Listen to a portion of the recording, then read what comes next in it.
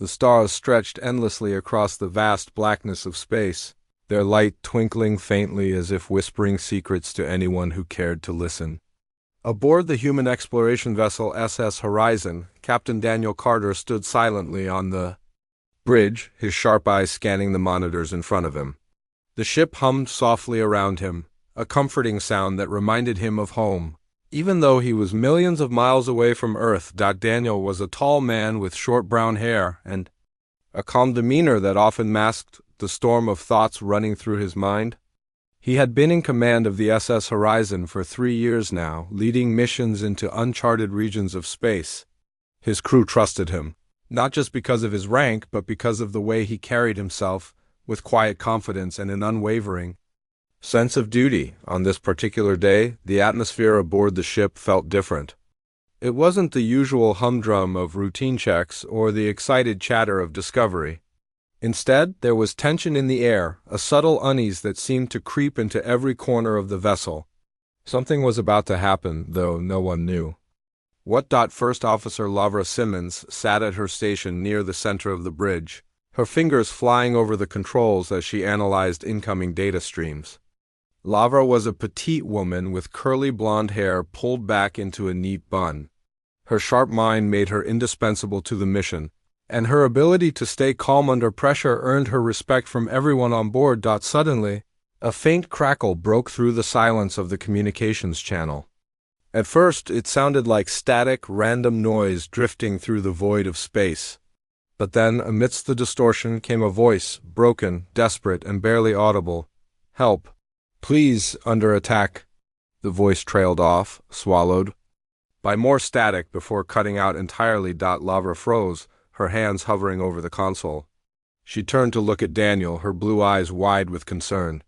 "Captain, did you hear that?" she asked, her voice steady despite the shock rippling through her. Daniel nodded slowly, his expression unreadable. "Play it back," he instructed, moving closer to her station. Lavra tapped a few keys, and the message replayed, louder this time but still fragmented. Words like coordinates and planet could be heard between bursts of interference. "It's an alien distress call," Lavra said after a moment, her tone laced with both awe and unease. "I've never heard anything like it before." Daniel crossed his arms, deep in thought. Alien signals weren't uncommon during exploratory missions, but they were usually automated broadcasts or remnants of long-dead civilizations. This, however, was different.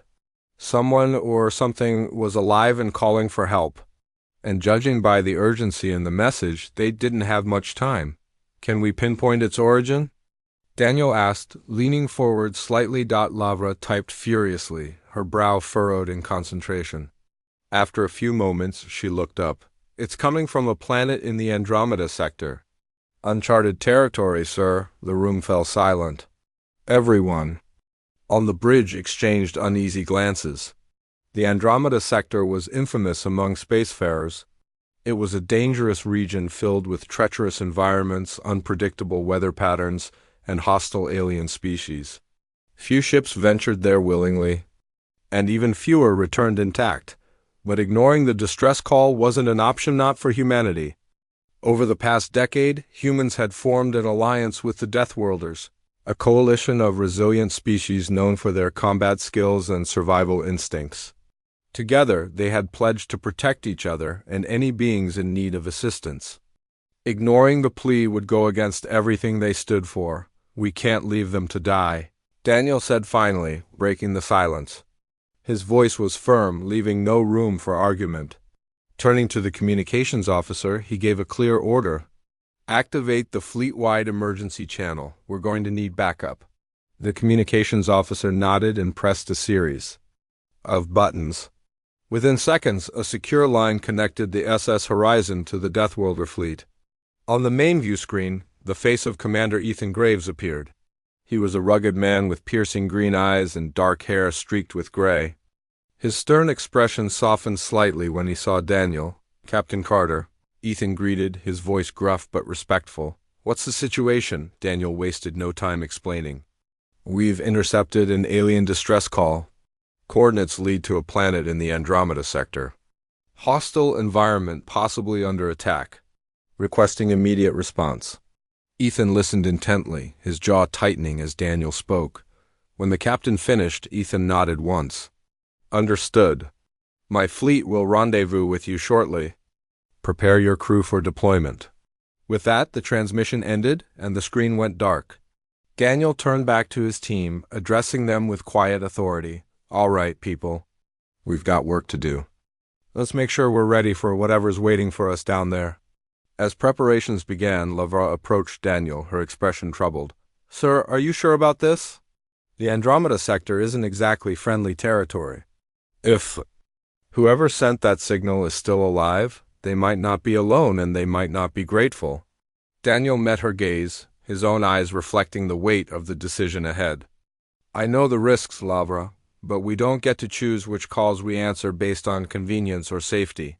That's not who we are. If someone needs help, we go, no matter where it takes us. Lavra nodded reluctantly, though her unease lingered. As she returned to her station, Daniel allowed himself a brief moment of reflection. He had always believed in the mission, the idea that humanity could be a force for good in the universe, but standing on the edge of the unknown, facing the possibility of danger, he couldn't shake the feeling that they were walking into something far bigger than they could imagine. Hours passed as the SS Horizon sped toward the designated coordinates. Along the way, the Deathworlder fleet joined them, their massive ships dwarfing the human vessel. The sight was both reassuring and intimidating. Ethan's flagship, the Iron Vanguard, took position alongside the Horizon, its sleek design bristling with weapons and defensive systems. When they finally arrived at the mysterious planet, the view outside the windows was nothing short of apocalyptic. The surface below was scorched and scarred, littered with craters and burning wreckage. Thick plumes of smoke rose into the sky, casting eerie shadows across the landscape. It looked like the aftermath of a brutal war. This doesn't feel right, Lavra murmured, voicing what everyone else was thinking. No, it doesn't, Daniel agreed, his voice low. But we're here now. Let's find out what happened. Ethan's voice crackled over the comms. My teams will go planetside first. Your crew stays in orbit until we secure the area. Daniel hesitated, wanting to argue but knowing better. The Deathworlders were trained for situations like this. Still, watching them descend onto the planet's surface left a bitter taste in his mouth. They were allies, yes, but this was his mission too. And deep down, he couldn't shake the nagging suspicion that they were being drawn into something far more dangerous than a simple rescue operation. As the shuttles disappeared into the haze below, Daniel turned to Lavra. Keep monitoring all channels. If anything changes, I want to know immediately. She nodded, already focused on her task. Meanwhile, Daniel moved to the viewport, staring down at the desolate planet. Somewhere down there, someone or something was waiting for them. Whether friend or foe, he didn't know. But one thing was certain. Whatever they found, it would change everything. The descent to the planet's surface was anything but smooth. The Deathworlder shuttles, built for durability and combat rather than comfort, rattled violently as they pushed through the thick atmosphere of the alien world. Inside one of the lead shuttles, Commander Ethan Graves gripped the edge of his seat, his jaw clenched tightly. He wasn't a man who showed fear easily, but even he couldn't ignore the ominous feeling that had settled in his chest. Ethan was a seasoned leader, known for his tactical brilliance and unyielding determination. His dark green eyes scanned the interior of the shuttle, taking in the faces of his team. Each soldier wore the same grim expression, their weapons checked and ready. These were men and women who had faced death countless times before, yet something about this mission felt different. The silence among them was heavy, broken only by the occasional crackle of static from their COMMS. As the shuttle broke through the final layer of clouds, the devastation below came into full view. What had once been a thriving settlement now lay in ruins. Strange structures, twisted and warped as if by some unnatural force, jutted out of the ground like jagged teeth. Fires still burned in scattered patches, sending thick black smoke spiraling into the sky. The air shimmered with heat, distorting the landscape beneath them. This place looks like a graveyard, muttered Rachel Monroe, one of Ethan's most trusted lieutenants. She sat across from him, her sharp features shadowed by the dim light inside the shuttle. Rachel was young for her rank, but her quick thinking and bravery in battle had earned her respect among the crew. Still, even she couldn't hide the unease in her voice. Ethan didn't respond immediately. Instead, he leaned forward, studying the terrain below through the viewport. "Looks abandoned," he said finally, though his tone suggested he wasn't entirely convinced. "But stay sharp. We don't know what or who we're dealing with here." The shuttle touched down on a patch of scorched earth near the center of the ruined settlement. As the hatch opened, the soldiers spilled out quickly, forming a defensive perimeter around the landing zone. The air outside was thick and acrid, filled with the smell of burning metal and something else, something organic and unpleasant. It made Ethan's stomach churn, but he pushed the discomfort aside. "There was no time for weakness. Spread out," Ethan ordered, his voice cutting through the eerie quiet. "Search for survivors or any signs of life. And keep your eyes peeled for hostiles." The team moved cautiously through the wreckage, their boots crunching over debris and ash. The silence was unnerving, broken only by the distant crackle of flames and the occasional groan of collapsing structures. Every step felt heavier than the last, as if the weight of the destruction pressed down on them. Rachel led a small group toward one of the larger buildings, its skeletal frame leaning precariously to one side. The entrance was partially blocked by rubble, but they managed to clear a path and slip inside. The interior was dimly lit by shafts of sunlight filtering through cracks in the walls. Strange symbols etched into the surfaces glowed faintly, casting an otherworldly hue across the room. "What kind of place is this?" one of the soldiers whispered, his voice trembling slightly. "No idea," Rachel replied, her weapon raised as she scanned the area. "But it's not human-made. Keep moving." They continued deeper into the structure, their footsteps echoing ominously. The further they went, the more unsettling the scene became. Alien bodies littered the floor, creatures unlike anything they'd encountered before. Their forms were insectoid, with elongated limbs and exoskeletons that gleamed dully in the low light.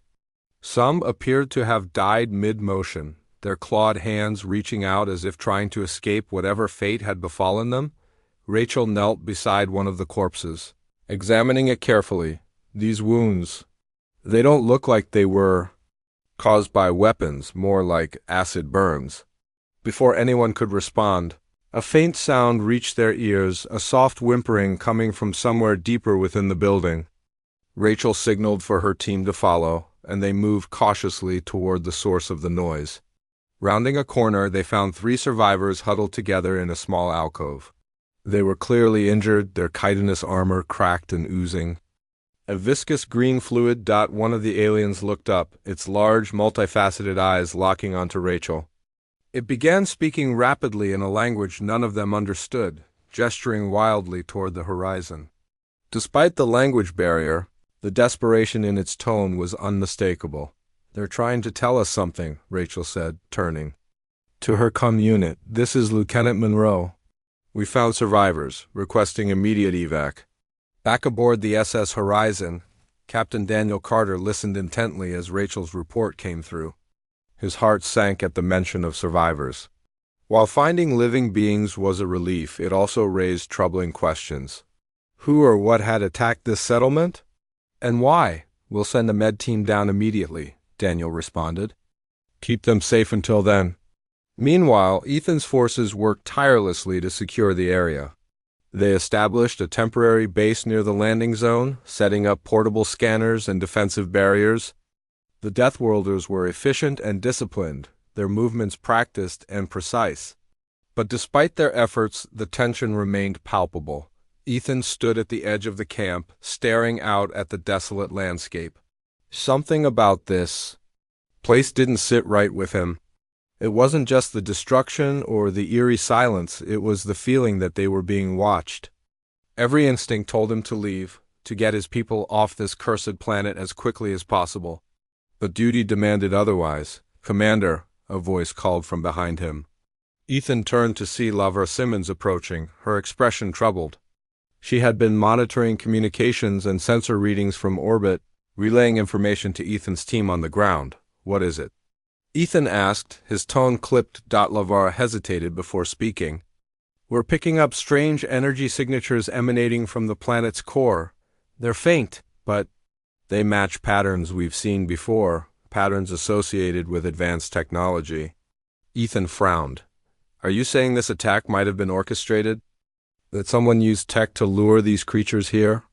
"It's possible," LaVar admitted. "And if that's true, then whoever did this might still be watching us." Ethan's jaw tightened. If they were walking into a trap, it was already too late to turn back. The priority now was getting the survivors and his people off the planet safely. He activated his comm unit, addressing his troops. "Listen up. We've got reason to believe this situation is more complicated than it seems. Stay alert and don't let your guard down for a second." As the Deathworlders prepared to escort the survivors back to the shuttles, Rachel returned to the camp. With the injured aliens? They were weak and disoriented, their injuries severe. One of them clutched at Rachel's arm, its mandibles clicking urgently. "They're saying reinforcements are coming," Rachel translated, her voice tinged with urgency. "Big ships? More firepower?" Ethan's eyes narrowed. "Reinforcements? For whom?" Before he could press for more details, the ground beneath them trembled slightly. At first, it was subtle, a faint vibration that could have been mistaken for wind. But then it grew stronger, accompanied by a deep rumble that echoed through the ruins. "What the hell is that?" one of the soldiers shouted, raising his weapon. Ethan scanned the horizon, his instincts screaming danger. In the distance, a massive cloud of dust rose into the sky, moving rapidly toward them. Within moments, shapes emerged from the haze, dozens of sleek, insectoid ships descending like predators closing in on their prey. "Oh no," Rachel breathed, her face pale. "We've been set up." Ethan barked orders, his voice cutting through the rising panic. "Get the survivors to the shuttles. Fall back to the landing zone." The Deathworlders sprang into action, firing suppressive shots as they retreated. The alien ships unleashed a barrage of energy blasts, tearing through the ruins and sending debris flying in all directions. Explosions rocked the ground, forcing the soldiers to dive for cover amidst the chaos. Rachel stayed close to the survivors, shielding them with her body as best she could. "Move! Keep moving!" she yelled, urging them toward the shuttles. Ethan covered their retreat, his weapon blazing as he took down several enemy drones that swooped in for the kill. His mind raced with calculations, assessing angles and distances. They were outnumbered and outgunned, but surrender wasn't an option. Finally, after what felt like an eternity, the survivors reached the shuttles. Ethan and his remaining forces boarded just as the enemy ships closed in, their weapons charging for another devastating strike. With seconds to spare, the shuttles launched into the sky, leaving the battlefield and the ambush dash behind. As they ascended, Ethan stared out the viewport, his fists clenched. They had escaped, but at a cost. Several of his soldiers hadn't made it, and the survivors they had rescued were in critical condition. Worse still, the realization hit him hard. They had walked straight into a trap. Whoever had sent that distress call knew exactly what they were doing. Up in orbit, Captain Daniel Carter watched anxiously as the shuttles returned to the fleet. When Ethan's face appeared on the view screen, Daniel could see the anger and frustration etched into his features. "This was no accident," Ethan growled. "That signal was bait." "Someone wanted us here?" Daniel nodded grimly. "Then we need to figure out why, and fast." The shuttles docked with the Iron Vanguard, and within moments the survivors were rushed to the medical bay. The injured aliens, their exoskeletons cracked and oozing green fluid, were placed on floating stretchers while doctors worked frantically to stabilize them. Their breathing was labored, their movements weak, but their eyes, large and multifaceted, darted around the room. Wide with fear, Commander Ethan Graves stood near the entrance of the medical bay, his arms crossed tightly over his chest. His green eyes scanned the scene, taking in every detail. He didn't like what he saw, not just because of the injuries or the obvious suffering of the survivors, but because of the implications. This wasn't a random attack. It was calculated, deliberate. Someone had wanted them to come here. Rachel Monroe approached him, her face pale and streaked with soot from the battle below. She had removed her helmet, revealing short brown hair damp with sweat. Her voice was low when she spoke, almost as if she feared being overheard. "Sir, I think we need to talk." Ethan nodded curtly and gestured for her to follow him. They moved to a nearby corridor, away from the chaos of the medical bay. The hum of machinery and distant shouts faded into the background as they found a quiet corner. "What is it?" Ethan asked, his tone sharp. Rachel hesitated before answering, choosing her words carefully. "Those survivors." "They weren't. Just trying to warn us about reinforcements. They mentioned something else, a bigger threat. Something coming from deep space." Ethan's brow furrowed. "Deep space? What kind of threat?" "They didn't have time to explain fully," Rachel admitted. "But they kept pointing toward the stars beyond this system. And they kept repeating one word, harvest. Whatever it means, it's got them terrified." Ethan let out a slow breath, his mind racing. Harvest, it sounded ominous, though its exact meaning eluded him. Still, the timing couldn't be ignored. Whoever had lured them to this planet clearly had larger plans in motion.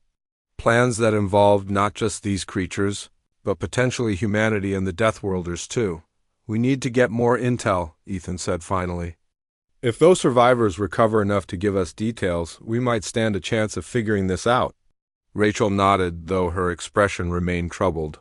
"And if they don't recover, then we'll have to piece it together ourselves." Ethan replied grimly, "Either way, we can't afford to sit back and wait." Meanwhile, aboard the SS Horizon, Captain Daniel Carter paced the bridge, his thoughts swirling like a storm. The ambush had rattled him, not just because of the danger they had faced, but because of the questions it raised. Who had sent the distress call? Why lure them to such a dangerous location? And most importantly, what did they want? Lavra Simmons stood at her station, her fingers flying over the controls as she analyzed data from the planet below. She turned to Daniel, her expression tense. "Sir, there's something you need to see." Daniel stopped pacing and moved closer to her screen. On it was a map of the planet's surface, overlaid with strange energy readings. Bright red dots pulsed intermittently, clustered near the core of the planet. "What am I looking at?" Daniel asked. "These are the energy signatures we detected earlier," Lavra explained. "They're growing stronger. Whatever's causing them, it's active now?" Daniel frowned. "Active how?" "I'm not sure yet," Lavra admitted. "But whatever it is, it's spreading. Look." She tapped a few keys and the map zoomed out, showing the surrounding region of space. Thin lines radiated outward from the planet, connecting it to other points in the sector. "It's almost like a network. A network for what?" Daniel pressed. Lavara shook her head. "I don't know. But if someone's using advanced technology to manipulate this planet and possibly others, it could mean they're preparing for something big." Before Daniel could respond, the ship's alarms blared suddenly, startling everyone on the bridge. A crew member shouted, "Incoming transmission! Multiple enemy vessels detected!" Daniel's heart sank as he turned toward the view screen. Dozens of ships appeared on the horizon, their sleek, insectoid designs unmistakable. They were larger than the ones they had encountered earlier, bristling with weapons and glowing with an eerie green light. The enemy fleet spread out, forming a blockade around the human and Deathworlder vessels. "This is bad," Lavra muttered under her breath. Daniel activated the comms, addressing his crew. "All hands, prepare for combat. Divert all available. Power to shields and weapons." On the Iron Vanguard, Ethan received the same warning. He moved quickly to the bridge, where his tactical officers were already coordinating defensive maneuvers. The tension in the air was thick, almost suffocating. "They're surrounding us," one of the officers reported, his voice tight with anxiety. Ethan studied the situation, his mind working through possible strategies. Outnumbered and outgunned, they couldn't win a direct confrontation. But surrender wasn't an option either. "Focus fire on their lead ship," he ordered. "If we can take out their command structure, it might buy us some time." As the two fleets clashed, the battle erupted into chaos. Energy blasts streaked across space, lighting up the void with brilliant flashes of green and blue. Explosions rocked the smaller ships, sending debris spiraling into the darkness. The humans and Deathworlders fought valiantly, their combined forces managing to hold their own against the overwhelming odds, but it wasn't enough. The enemy fleet pressed forward relentlessly, their superior numbers slowly wearing down the defenders. Shields flickered dangerously low, and hull breaches began to appear on several ships. Casualties mounted, and the situation grew increasingly dire. Back on the SS Horizon, Daniel watched helplessly as another Allied vessel exploded, its wreckage drifting silently into the void. He clenched his fists, frustration and anger boiling. Inside him, they were losing. For all their efforts, they were no match for the enemy's firepower. "Captain!" Laura's voice cut through his thoughts. "We've got incoming reinforcements." Daniel turned sharply, his eyes widening in disbelief. On the view screen, new ships appeared on the edge of the battlefield, human vessels, sleek and powerful, led by Admiral Stephen Hayes' flagship. The arrival of reinforcements tipped the scales, forcing the enemy fleet to retreat temporarily. Admiral Hayes' voice boomed over the comms. "Hold the line, we're here to help." Relief washed over Daniel as he watched the tide of the battle begin to turn. With the added support, the humans and Deathworlders launched a counterattack, targeting the enemy's weakened positions. Slowly but surely, they pushed the invaders back, driving them away from the planet. When the last of the enemy ships disappeared into hyperspace, an uneasy silence fell over the battlefield. The surviving vessels regrouped, their crews exhausted but alive. The cost had been high, too many lives lost, too many ships destroyed, but they had survived. Later, aboard the SS Horizon, Daniel met with Ethan and Admiral Hayes in the briefing room. The mood was somber, the weight of the battle still fresh in everyone's minds. Lavra sat nearby, reviewing data on her tablet, while Rachel stood quietly beside Ethan. "We underestimated them," Ethan said finally, breaking the silence. "This wasn't just an ambush. It was a test to see how we'd react, how strong we are." Admiral Hayes nodded grimly. "And now they know exactly what we're capable of, which means they'll come back stronger next time." Daniel leaned forward, resting his elbows on the table. "We need answers. Who are they? What do they want? And why did they use that distress call to lure us here?" Ethan glanced at Rachel, who stepped forward hesitantly. "The survivors mentioned something," she began. "A word, harvest. They seem to think it's connected to whatever's happening on that planet." "Harvest?" Hayes repeated, his brow furrowing. "That doesn't sound good." "No, it doesn't," Daniel agreed. "But it gives us a starting point. If we can figure out what's powering those energy signatures, we might be able to understand their plan." Hayes stood up, his expression resolute. "Then that's our next move. We'll send a team back down to the planet this time with better defenses and clearer objectives. We can't afford to leave this mystery unsolved." Ethan nodded in agreement. "Agreed, but we go in prepared. If there's even a hint of trouble, we pull out immediately." As the meeting concluded, Daniel returned to the bridge, his mind heavy with responsibility. They had won the battle, but the war, if that's what this was far from over. Somewhere out there, hidden in the depths of space, a greater threat loomed, and sooner or later it would find them again. The decision to send a team back to the planet was met with mixed reactions. While some believed it was necessary to uncover the truth, others were hesitant, fearing they were walking into another trap. But Captain Daniel Carter knew there was no other choice. If they wanted to understand the enemy's plan and stop whatever threat loomed on the horizon, they had to take the risk. Preparations began immediately. This time, the mission would be more cautious and better equipped. The Deathworlders provided additional reinforcements, including heavily armored ground units and advanced scanning equipment. Admiral Hayes insisted on staying in orbit with the fleet, ready to intervene at a moment's notice. Ethan Graves volunteered to lead the ground team, determined not to repeat the mistakes of their first encounter. Before departing, Lavra Simmons approached Daniel on the bridge. Her expression was serious, her curly blonde hair tied back neatly as always. "Sir," she said, holding out a tablet. I've analyzed the energy signatures again. They're growing stronger much faster than before. Daniel took the tablet, studying the data. Bright red clusters pulsed erratically on the screen, spreading outward like veins beneath the planet's surface. What does that mean? He asked. It means whatever's down there is active now, Lavar replied. And if we don't act soon, it might reach critical levels. Critical levels of what? She hesitated. I don't know for sure. But based on the patterns, it could be some kind of weapon or worse. Daniel nodded grimly. He handed the tablet back to Lavar and turned toward the viewport, staring at the desolate planet below. Then we need to move fast.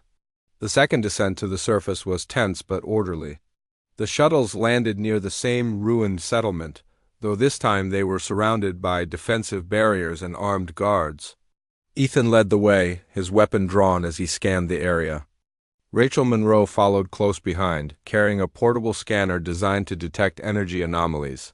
The air was thick with ash and smoke, making it hard to breathe without filtration masks. The ground trembled occasionally, as if the planet itself was restless. Strange symbols etched into the ruins glowed faintly, casting an eerie light across the landscape. This place feels worse than before, Rachel muttered, adjusting the settings on her scanner. Like it's alive, Ethan didn't respond. His focus was on the task at hand. Spread out, he ordered. Find the source of those energy readings. The team fanned out, moving cautiously through the wreckage. Every step felt heavier, as if the weight of the planet pressed down on them. The silence was unnerving, broken only by the distant rumble of collapsing structures and the occasional crackle of energy discharges. Rachel paused near a large crater, her scanner beeping. Rapidly, "Commander," she called, waving him over. "There's something here." Ethan joined her, peering into the crater. At its center was a massive object, a jagged crystal-like structure embedded in the ground. It pulsed with a faint green light, matching the energy signatures they had detected from orbit. "What is that thing?" one of the soldiers asked. His voice tinged with unease. "I don't know," Ethan admitted. "But it's definitely artificial." Rachel knelt beside the structure, examining it closely. "It's emitting low-frequency vibrations," she said. "Almost like a signal." "A signal to who?" Ethan pressed. Before she could answer, the ground shook violently. A deafening roar echoed through the ruins, sending the team scrambling for cover. From the shadows emerged a swarm of insectoid creatures, larger and more menacing than the ones they had encountered before. Their chitinous armor gleamed menacingly, and their multifaceted eyes glowed with an unnatural light. "They're here!" Rachel shouted, raising her weapon. Ethan barked orders, his voice cutting through the chaos. "Fall back! Protect the scanners!" The team opened fire, unleashing plasma bursts that lit up the battlefield. The creatures screeched and lunged forward, their movements swift and unpredictable. Explosions rocked the ground as the humans and Deathworlders fought desperately to hold their position amidst the chaos. Rachel continued scanning the crystal structure. "We need to disable it," she yelled. "It's amplifying their attacks. How do we shut it down?" Ethan demanded, firing a burst of energy at an approaching creature. "There's a control panel." Rachel pointed to a series of glowing nodes on the side of the structure. "If I can override it, I'll cover you," Ethan shouted, stepping in front of her. Rachel worked quickly, her fingers flying over the nodes as she attempted to bypass the system. The creatures closed in, forcing Ethan and the others to fight even harder. One soldier went down, overwhelmed by the sheer number of attackers. Another screamed as acid-like saliva burned through his armor. "Almost there!" Rachel cried, sweat dripping down her face. With a final tap, the crystal's glow dimmed, and the creatures suddenly froze, their movements halting mid-attack. "What happened?" Ethan panted, lowering his weapon cautiously. "I disrupted the signal," Rachel explained, standing up shakily. "It must have been controlling them." The victory was short-lived. As the team regrouped, the ground began to tremble again, this time more violently than before. Cracks spread across the surface, glowing with the same green light emitted by the crystal. Deep within the planet, something stirred. "We need to get out of here now." Ethan ordered. The team retreated quickly, heading back toward the shuttles. Behind them, the ruins collapsed into the widening fissures, revealing a massive cavern below. Within it lay a sprawling network of similar crystal structures, pulsing with energy. The sight was both awe-inspiring and terrifying. As the shuttles lifted off, the team watched in stunned silence as the planet's surface began to fracture further. Rivers of molten rock surged upward, consuming everything in their path. The energy signatures spiked dangerously high, threatening to overwhelm their sensors. "What's happening?" one of the soldiers asked, his voice trembling. "The planet's destabilizing," Rachel replied. "Whatever those crystals are doing, it's tearing this world apart." Ethan clenched his jaw, his mind racing. This wasn't just a test. It was a warning. Back aboard the SS Horizon, the team gathered in the briefing room to debrief. Daniel listened intently as Ethan and Rachel recounted their findings. The holographic display showed images of the crystal network, its tendrils stretching deep into the planet's core. "So these crystals are powering something," Daniel summarized. "Something big enough to destroy an entire planet. And it's spreading," Lavra added. "Based on the data Rachel collected, those energy signatures aren't limited to this world. They're connected to others, forming a network." Admiral Hayes leaned forward, his expression grim. "Which means whoever controls this network has the power to destroy entire systems." Rachel spoke up hesitantly. "The survivors mentioned harvest. What if that's what this is? They're harvesting planets, not for resources, but to fuel whatever weapon or technology they're building." The room fell silent as the implications sank in. If the enemy's goal was to harvest entire worlds, then no planet, human or alien, was safe. "We need to find their command center," Ethan said finally. "If we can locate where this network originates, we might be able to stop them." "But how?" Daniel asked. "We don't even know who we're dealing with." Lavra tapped a few keys on her tablet, pulling up a map of the sector. Thin lines radiated outward from the planet they had just left, connecting it to other points in space. "These coordinates," she said, "they all lead somewhere. If we follow them, we might find answers." Admiral Hayes stood up, his voice firm. "Then that's our next move. We'll assemble a strike team and follow the trail. But we go in prepared for anything." As the meeting concluded, Daniel returned to the bridge, his thoughts heavy with responsibility. They had uncovered part of the mystery, but the bigger picture remained elusive. Somewhere out there, hidden in the depths of space, a greater threat loomed, and sooner or later they would have to face it head-on. For now, the fleet regrouped, tending to the wounded and repairing damaged ships. But everyone knew the calm wouldn't last. The battle may have ended, but the war was far from over. The fleet moved cautiously through the void of space, following the trail of coordinates Lavra Simmons had uncovered. Each jump through hyperspace brought them closer to the heart of the mystery, but also deeper into unknown territory. The tension aboard the ships was palpable, a quiet unease that lingered in every corridor and on every bridge. No one spoke of it openly, but everyone felt it. The creeping sense that they were being watched. Captain Daniel Carter stood silently on the bridge of the SS Horizon, his eyes fixed on the viewscreen. The stars stretched endlessly before them, their light cold and distant. He clenched his fists tightly, trying to push away the doubts gnawing at the edges of his mind. They had come this far, risked so much, and yet the answers still eluded them. What lay at the end of this trail? A weapon? A trap? Or something even worse? Lavra approached him, her tablet in hand. Her expression was calm, but there was a flicker of concern in her blue eyes. "Sir," she said softly, "we're approaching the final set of coordinates." Daniel nodded, turning to face her. "What do we know about this location?" She hesitated for a moment, as if weighing her words. Carefully. "It's a system on the edge of known space. Uncharted, uninhabited, or so we thought. But based on the energy readings, whatever's there, it's massive." "Massive how?" Daniel pressed. "I don't know," Lavra admitted. "But it's bigger than anything we've encountered before." Before Daniel could respond, the ship shuddered slightly as it exited hyperspace. The view outside the window shifted, revealing a sight that left the entire crew speechless. In the distance loomed a colossal structure, a sphere of metal and crystal, that dwarfed even the largest Deathworlder vessels. It floated silently in the emptiness of space, its surface shimmering with faint green light. Strange symbols etched into its exterior pulsed rhythmically as if alive. It was unlike anything humanity or the Deathworlders had ever seen. "That's impossible," Lovera whispered, her voice trembling. Admiral Hayes' voice crackled over the comms. "All ships, hold position. We need to assess the situation." Ethan Graves appeared on the view screen, his face grim. "This has to be their command center. Whatever they're planning, it starts here." The decision was made quickly. A small strike team would board the structure, gather intelligence, and, if possible, disable it.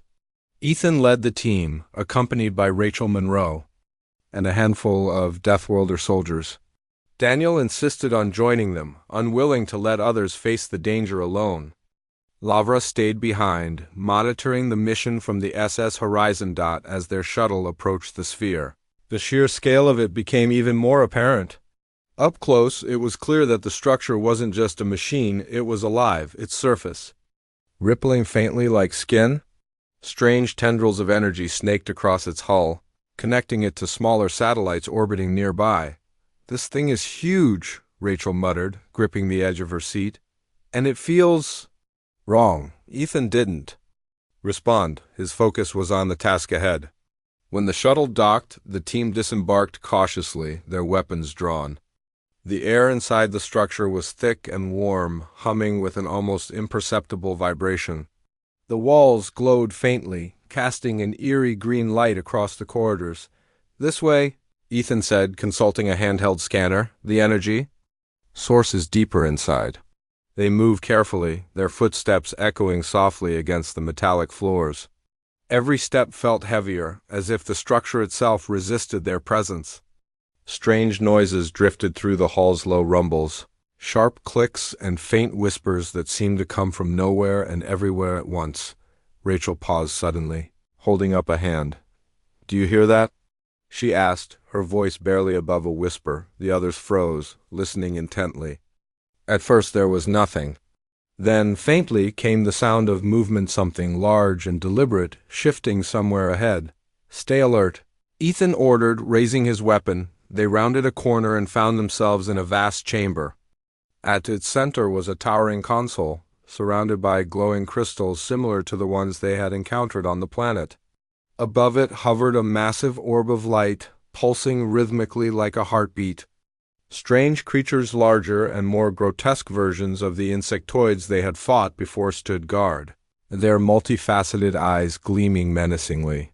"We found the control center," Daniel murmured. "And we're not alone," Ethan replied. Grimly, before they could act, the creatures turned toward them, screeching loudly. The battle erupted instantly, the team firing plasma bursts while dodging acid-like projectiles. The chamber filled with smoke and the acrid smell of burning metal. Despite their training and determination, the odds were against them. Rachel broke away from the fight, heading for the console. "I need time," she shouted, her fingers flying over the controls. Ethan covered her, his weapon blazing as he took down one creature after another. "Hurry," he yelled. The orb above the console began to glow brighter, its pulses growing faster and more erratic. The ground trembled violently, forcing the team to steady themselves. Something was happening, something big. "I'm in," Rachel cried triumphantly. "Shutting it down now." The orb dimmed suddenly, its light fading to a dull glow. The creatures froze mid-attack, their bodies collapsing lifelessly to the floor. For a brief moment there was silence. It worked. Rachel breathed, relief washing over her face, but the victory was short-lived. The walls of the chamber began to ripple and shift, as if the structure itself was reacting. Low rumbles echoed through the corridors, growing louder with each passing second. "What's happening?" Daniel demanded, looking around nervously. "The shutdown triggered a self-destruct sequence," Rachel explained. "We need to get out of here now." The team retreated quickly, retracing their steps through the labyrinthine corridors. Behind them, the structure groaned and buckled, its walls cracking open to reveal searing green light. Explosions rocked the interior, sending debris flying in all directions. When they finally reached the shuttle, the sphere was already breaking apart, its fragments drifting into space. As the shuttle launched, the team watched in stunned silence. As the structure collapsed inward, consumed by its own destruction, back aboard the SS Horizon, the fleet regrouped, battered but intact. Admiral Hayes addressed the crew over the comms, his voice firm but weary. "You did it. Whatever that thing was, it's gone now." But the celebration was muted. Everyone knew the cost of their victory and the questions that remained unanswered. Who had built the sphere? What was its purpose? And most importantly, was this truly the end? In the briefing room, Daniel and Ethan sat together, their expressions heavy with thought. Lavra stood nearby, reviewing data on her tablet. "We stopped them for now," Ethan said finally. "But this isn't over," Daniel nodded. "Whoever they'll try again. And next time we might not be so lucky." Lavra looked up from her tablet, her brow furrowed. "There's something else," she said quietly. "While we were inside the sphere, I'd picked up traces of another signal. Faint, but clear. It's coming from deep space." "Deep space?" Daniel repeated, his heart sinking. "Yes," Lavra confirmed. "Beyond our reach for now." The room fell silent, the weight of her words settling over them. The enemy wasn't defeated. They had only scratched the surface of a much larger threat. Ethan stood up, his jaw clenched tightly. "Then we prepare. We train, we make sure we're ready for whatever comes next." Daniel nodded in agreement. "For now, we've bought ourselves some time. Let's use it wisely." As the fleet turned toward home, the stars stretched endlessly before them, their light cold and indifferent.